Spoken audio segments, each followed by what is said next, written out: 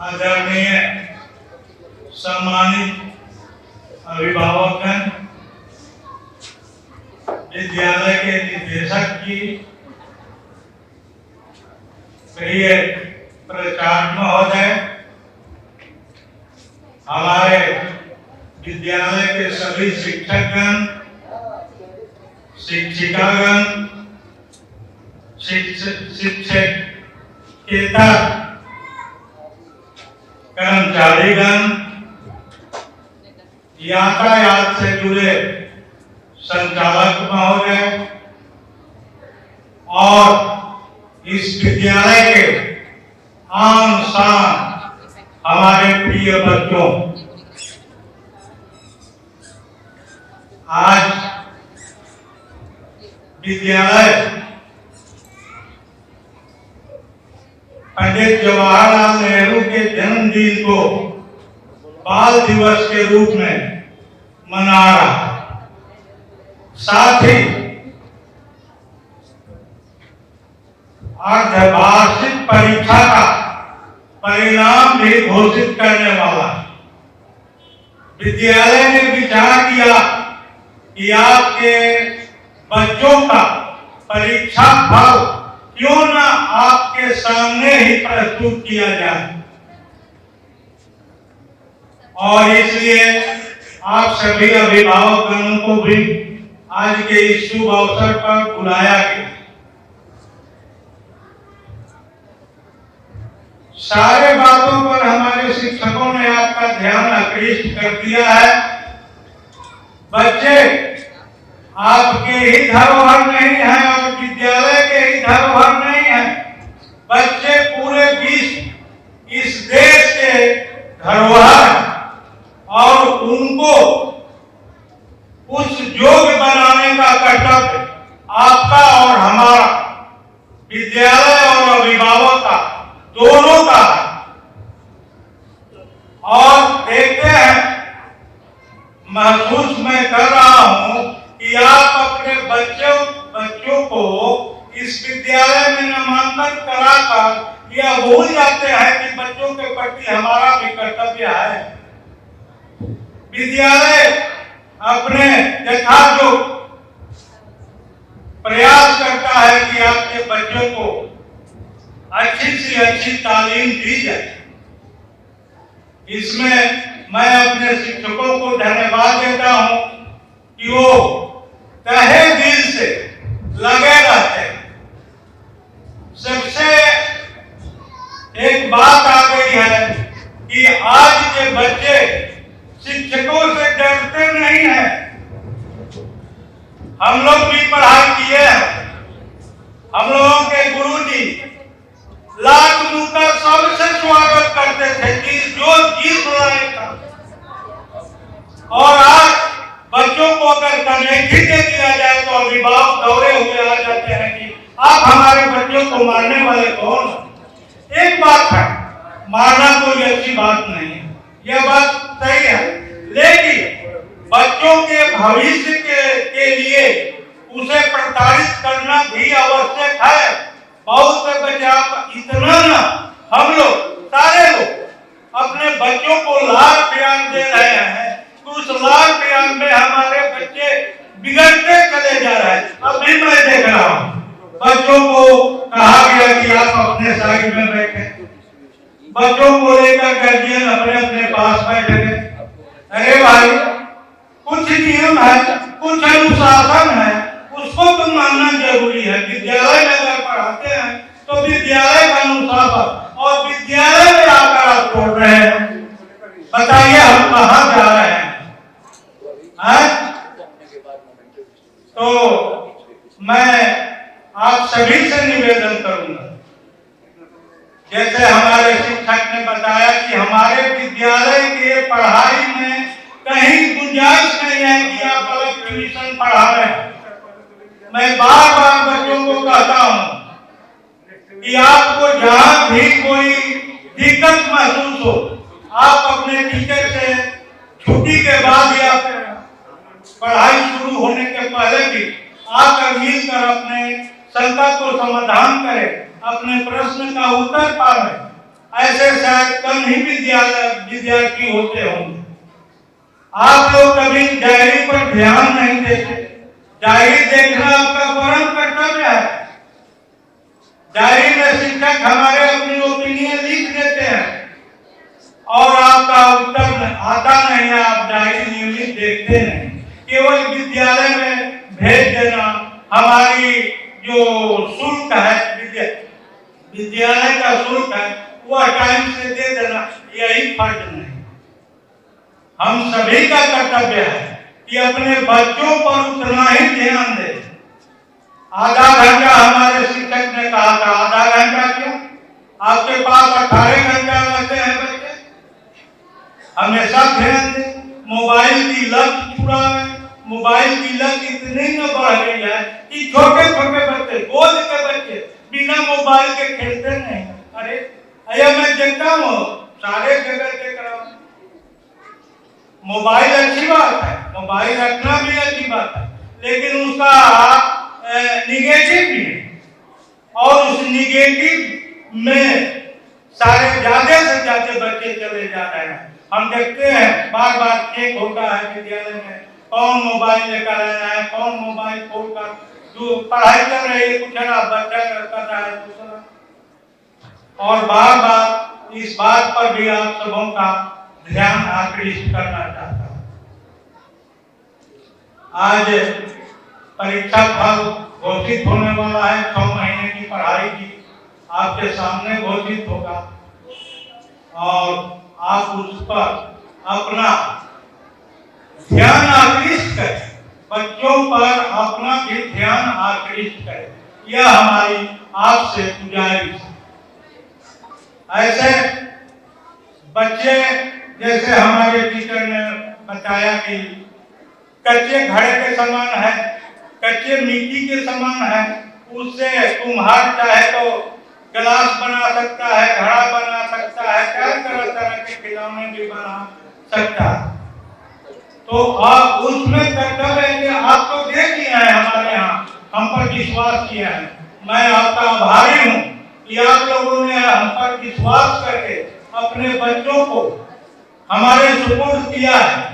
और मैं आपको आश्वासन देता हूँ कि मैं भी आपका जो भी शुल्क आता है उसका ज्यादा से ज्यादा हिस्सा ऐसा प्रयास करता हूँ कि आपको कभी दिक्कत महसूस न हो कि विद्यालय ने हमसे अधिक पैसा ले लिया। और हमारे बच्चों को थोड़ा सा बच्चों पर ध्यान देना आपका भी कर्तव्य बनता है।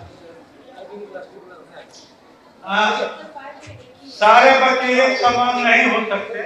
सारे बच्चों की अलग अलग मानसिकता है, अलग अलग मेंटालिटी है, अलग अलग सोच है। हर परिवार का भी अलग अलग सोच है। हम चाहते हैं कि हमारे यहाँ जो जितने बच्चे आते हैं हम अपने तरह से उनको ढालें। विद्यालय का अपना एक वातावरण, उस वातावरण में आपके बच्चों को हम ढालने का प्रयत्न करते हैं। लेकिन बात वही आ जाती है कि हम 6 घंटा न पढ़ाएं। 6 घंटा में सारा चीज 18 घंटा उसके पास बचे रहते हैं। आप भी थोड़ा प्रयास कीजिए। शिक्षा का उद्देश्य हर बच्चों को योग्य बना दे। शिक्षा का उद्देश्य है बच्चों को योग्य बना देना, छात्र ज्ञान संपन्न बने, आत्मनिर्भर बने, आत्मनियंत्रित बने। जीवन के सम्यक निर्माण के लिए ज्ञान का विकास होना आवश्यक है। ज्ञान संपन्न बनना अच्छी बात है, परंतु ज्ञान के साथ साथ आचरण का विकास भी होना चाहिए। आचरणहीन व्यक्ति विद्वान बन जाने के बाद भी उस प्रतिष्ठा को प्राप्त नहीं कर सकता जो आचरण युक्त एक साधारण व्यक्ति को प्राप्त होता है। विद्यार्थियों के में ईमानदारी के प्रति निष्ठा जाग जाए, विनम्रता का भाव जाग जाए और नशा मुक्त जीवन जीने का संकल्प जग जाए तो वह समाज का एक श्रेष्ठ नागरिक बन सकता है। अगर विद्यार्थी अच्छे हों, शिक्षक अच्छे हों, तो आशा की जा सकती है कि हमारे देश का भविष्य भी अच्छा ही होगा। मेरा मानना है कि कोई भी विद्यार्थी बुरा नहीं होता, बस उसकी मौलिक विशेषताओं की परख करने की शक्ति नहीं है। परख की जानी चाहिए। बच्चों, गुरु पारस की अंतरी जानत है सब लोग। गुरु पारस की अंतरी जानत है सब लोग। वह लोहा कंचन करे, ये करी ले महंत। गुरु और पारस के महत्व को सभी ज्ञानी पुरुष जानते हैं। पारस के स्पर्श से लोहा सोना बन जाता है, पर गुरु ऐसे पारस हैं जो शिष्य को सोना नहीं बल्कि स्वयं के समान पारस ही बना देते हैं, यानी महान बना देते हैं। गुरु का अर्थ होता है गु माने अंधकार, और रू का अर्थ होता है दूर करने वाला।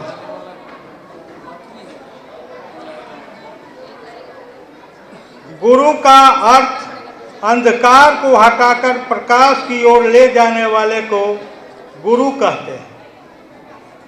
गुरु वह है जो शिष्य को अज्ञान रूपी अंधेरे को मिटाकर उसके जीवन को ज्ञान के प्रकाश से प्रकाशित कर देता है।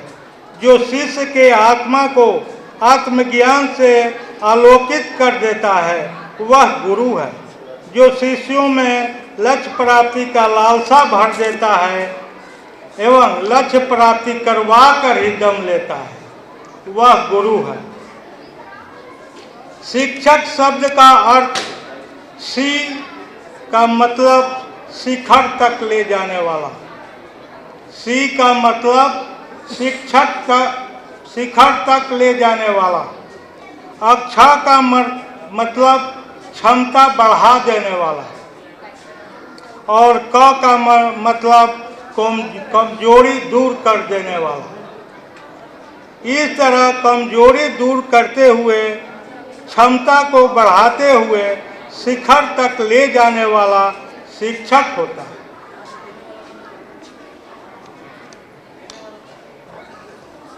ऐसे एक चुटकुला मैं आपको सुनाता हूँ।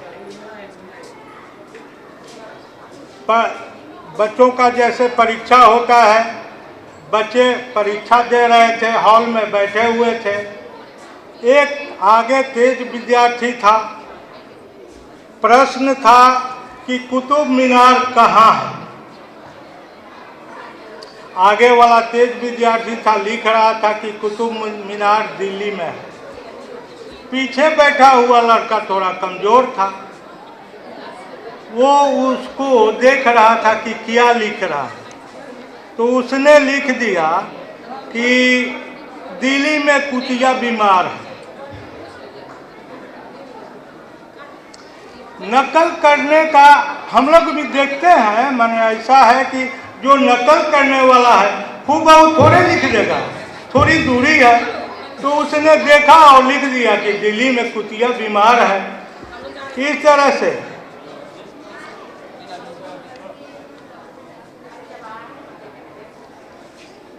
एक कर्तव्य परायणता के ऊपर बात करता हूं।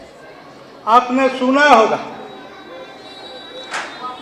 रानी अहिल्याबाई होलकर की बात, कहानी आप सुनी होगी। बड़ी विनम्र, नीति युक्त और धर्मपरायण रानी थी। वह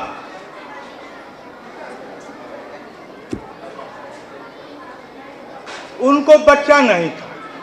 उस बच्चे के लिए दुनिया का सारा जो प्रयत्न करना चाहिए, यज्ञ तप दान जितना भी करना चाहिए, उन्होंने किया और एक बच्चे की प्राप्ति हुई। बच्चा जब जवान हुआ तो एक दिन उनके सेवक ने आकर कहा कि रानी, ये आपका बच्चा ऐसा काम कर दिया है कि उसके लिए अपने राज्य में मृत्यु दंड ही है। रानी ने तहकीकात की और आरोप सही पाए। फिर क्या था, बैठी मंडली और उसको मृत्यु दंड दे दिया गया। जो इतना जप तप के बाद बालक जन्मा था और जवान जब सिंहासन पर बैठने योग्य हुआ तो उसने एक ऐसी गलती कर दी, उसके लिए उसको मृत्यु दंड दिया गया। और रानी ने मृत्यु दंड दिया कि हाथी के पैरों तले कुचल कर इसको मार दिया। बताइए,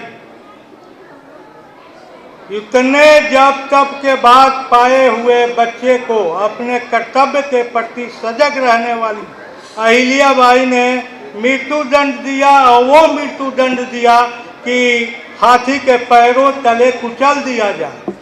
और कुचला गया। राज्य का एकमात्र होनहार राजा को हाथी के तले कर्तव्य परायणता के तले हाथी के पैर के तले कुचल दिया गया और रानी को एक बूंद भी आंसू नहीं गिरे। लेकिन कुचलने के बाद रानी ने अपना रानी का लिबास त्याग कर सादे वस्त्र में आई और बोली कि अभी तो मैं रानी का कर्तव्य निभाई, अब मुझे माँ होने का कर्तव्य भी निभाना है। और बच्चे के मृत शरीर से लिपटकर इतना न विलाप की कि सारी प्रजा रो उठी। यह है कर्तव्य परायणता। हम सब लोग अपने बच्चों से माया करते हैं, मोह करते हैं, लेकिन अपने कर्तव्य के प्रति भी सजग रहना है कि इस बच्चे को देश का एक सुयोग्य नागरिक बनाना है। और वैसा प्रयत्न हम करते हैं, आप भी प्रयत्न कीजिए।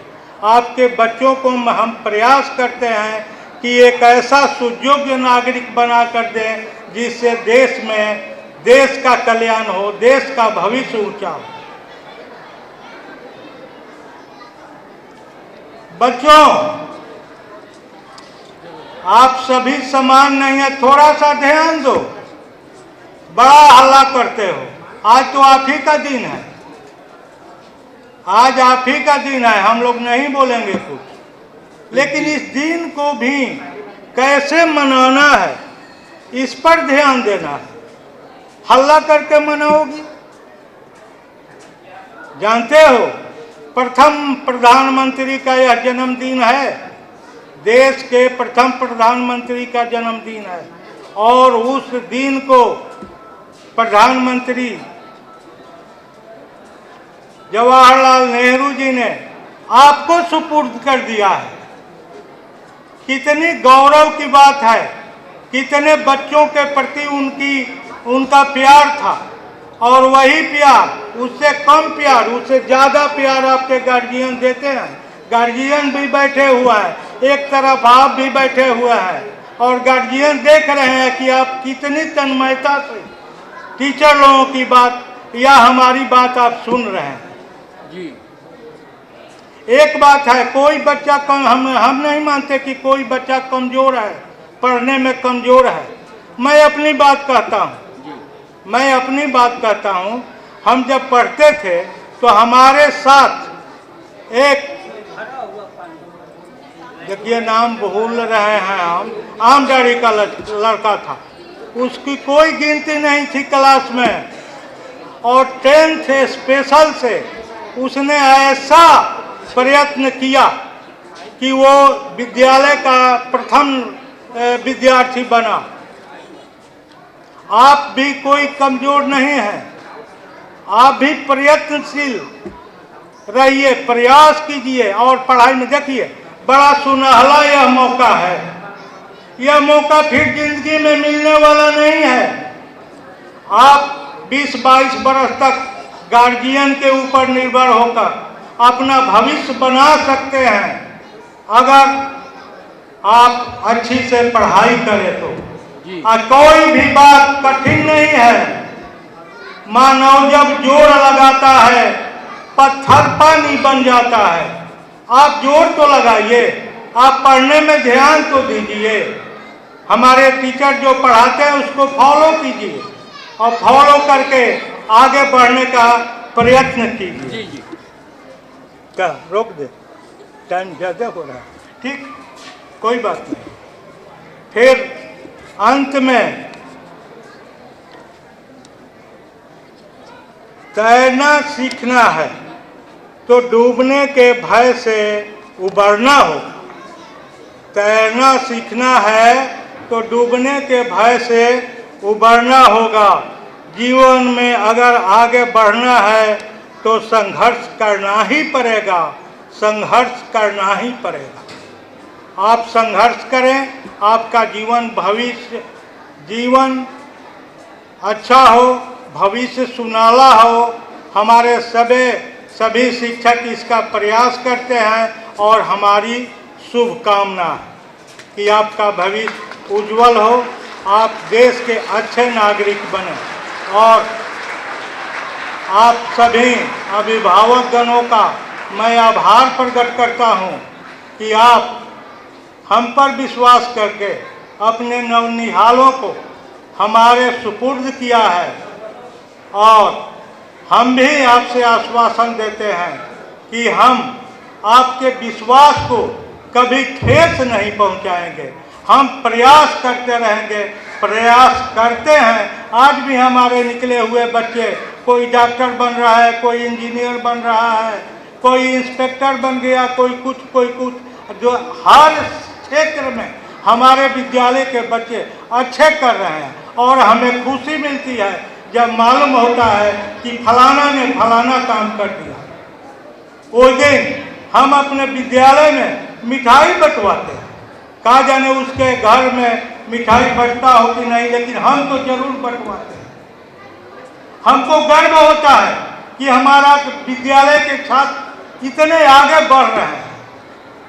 इसलिए अंत में आप सभी को हार्दिक अभिनंदन करते हुए मैं अपने वाणी को विराम देता हूँ। जय हिंद, जय भारत।